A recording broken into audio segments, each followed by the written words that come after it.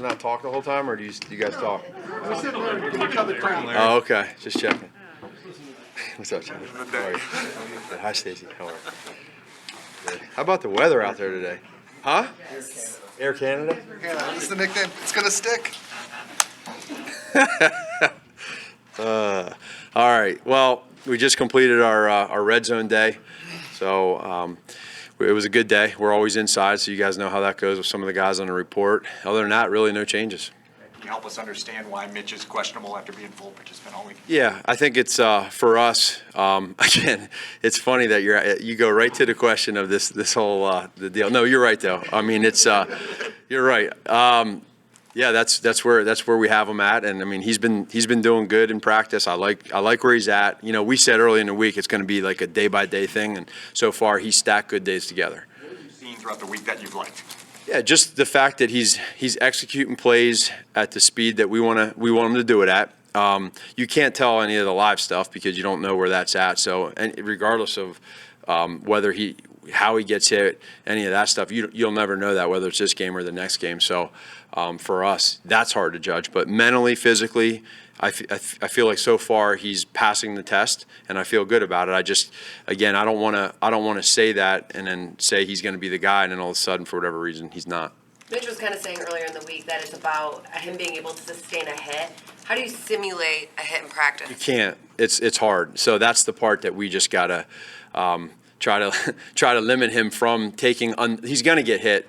You know, he goes out there and plays. He gets hit. That's you can't hide that. But if he goes out and he's running the ball, and you know there's a free hitter on him, let's be smart. You know, get down. Don't take the extra hits. That's the part that we got to make sure. You know, he goes out there and plays. Be careful. So far, he's passing the test. Yeah. What between right now and 3:25 Sunday? What's left on the test? Good question. I don't think there's, you know, it's nothing that really between a mock game like you're saying, a walkthrough. A lot of it's mental right now, and then so Coach Helfrich, Coach Ragone, myself. We'll see where we think he's at as far as the balance of physical and then the mental side of how did he handle the week, you know, executing, getting in and out of the huddle, all that stuff, combined with everything else he's doing. You said that you said yesterday he'd take all the first team snaps. Mm-hmm. Did he today too? Did he take all? Yeah. Yep. Matt, last year against the Rams, when Mitch was coming off the injury, he wasn't very productive. How much of that was rust, and how much of that was just going against a really good defense? Probably a little bit of both. That defense, that's a good defense that they have, and there's probably a little bit of rust coming back. And then I think that's part of where we're at right now. That what you're saying and what you're asking is kind of what we're using since we've been through this before. Is we want to make sure that because of the results of what happened last year in that game, how do we prevent that really from happening again? You know, like and that's the mental side. Like, was he so focused on rehabbing back that it took away from the mental part of the game, or was it just the game? And that's where we need to collaborate here in the next 24 or 48 hours and say we feel good. Because if we feel good about it and we want to do it, there's no looking back.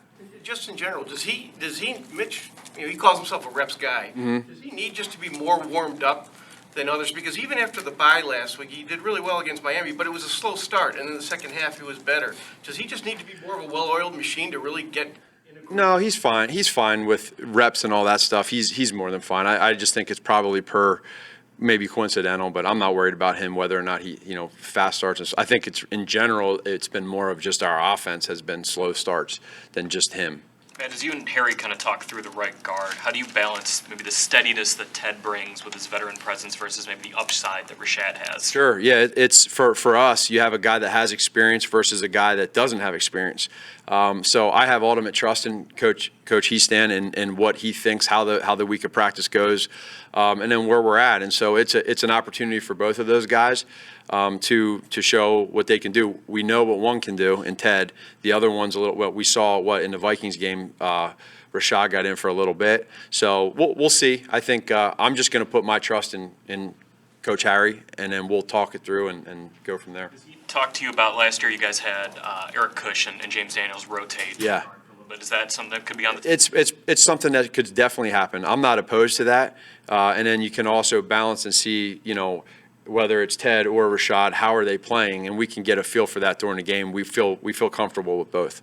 Matt, Alvin Kamara's been out of practice all week this week. When he is in there, what does he mean to their?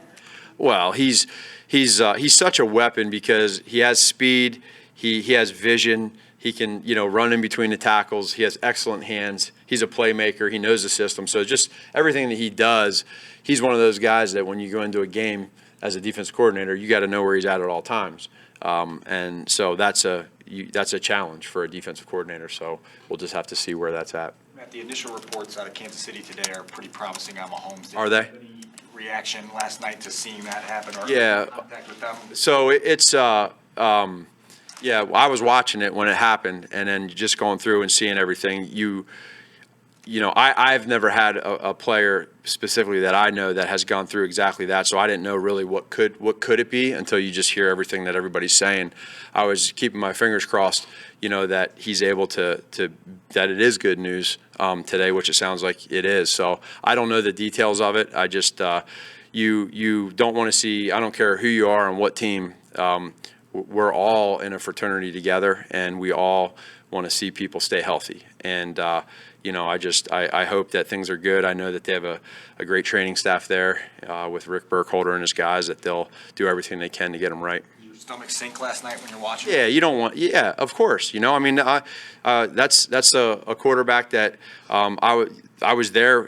I coached him for a year. So you build these relationships with these players, and it's not just the football part. It's the human aspect part. And so when you see a guy, no matter who they are in this league, it doesn't matter. If you've coached them, you build relationships. Every day you're with them, and so you want to make sure. You always want to hope that they're okay. How do you sense that the Raiders' final drive has kind of festered in your defense, or the 97-yard drive?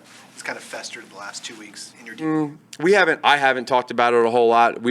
Once we got back from the bye, we've put that aside. So I don't know. I just know what I see in practice, and our defense is flying around right now. They have a good energy to them, a good vibe.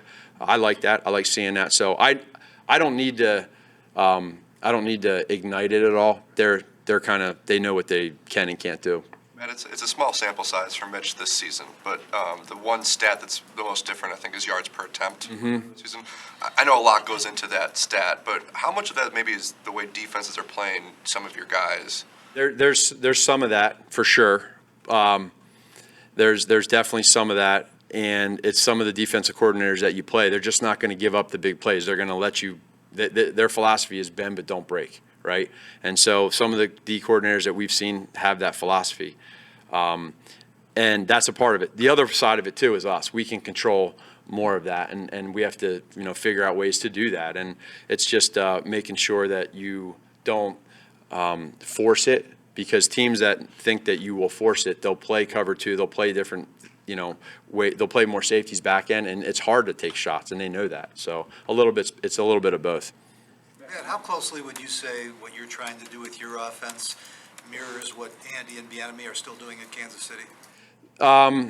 So a lot now. We've gone back and forth. It's like I kind of look, if you go to Doug Peterson in Philly, right? He leaves Kansas City, goes to Philly, and there's some similarities. But there's also, you have different people that you bring in, that you talk to, and different schemes that you look at. So it's still the same family, but every year you're going to be a little bit different. Kansas City's different this year than they were last year, and in certain areas. So there's some of the same stuff, and we've been, as you know, in a place of trying to do some different things the last several games, and that's been different, that we haven't done before, and so we're trying to figure out who we are, and the best way to do that. That's that identity thing. I assume you're not counting on one guy to replace the Cam Hicks, but how confident are you in the 2 or 3 guys that will get more snaps? Yeah, sure. They've been playing well. We had with when he had his injury, and was out before. I mean, he's a guy that's a big guy that. Not in there now, but you got to have other guys step up. Roy Robertson Harris has done a really good job at making plays. He's winning his one-on-one battles. Bilal then being out for a little bit, but Bilal has watched Akeem in the last 2 years. He's watched him how do you practice, and then how do you play. Hicks has been like a mentor to Bilal. It's been really neat to watch. So now Bilal takes that, and he's been having a great start to his career. And then Nick Williams, you saw what he's done. So between the three of them, we feel good. It's hard to replace a guy like Hakeem, but we feel good about it. So Coach, I don't mean to belabor this, Yeah. but to clarify, what more do you need to see to declare Mitch playing between now and Sunday? Yeah, I would say it's not, it's, without saying that he's going to be the guy, it's not a whole lot more. It's just more of so he's close. He's very close. I feel comfortable, more comfortable now, right now, than I did on, Monday, Tuesday, Wednesday, Thursday, yesterday. I feel he's stacked good days together. So now for us as coaches, we just want to go through the whole game plan, where we're at. Okay, where do we feel like we'll collaborate and say, hey, where do we think he was physically, and then talk to the trainers, and then mentally. And I said yesterday, I feel cautiously optimistic. I still feel that way, and without saying he's going to be the guy, I feel good that he could be the guy. Share with us a little bit more about your 36 holes with Coach Payton in Tahoe. I told you the one, we had some good stories. We talked a little bit about, certain players in the league, guys throughout the draft that we liked. And, he told the story about, with Kamara and how they found him and everything. But, the one thing I remember is just him hitting that lady. I can't get that out of my head. He was so focused on the second shot that, it was just it was fun. But he's competitive. I know that. So between Doug, him, and myself, the three of us were going.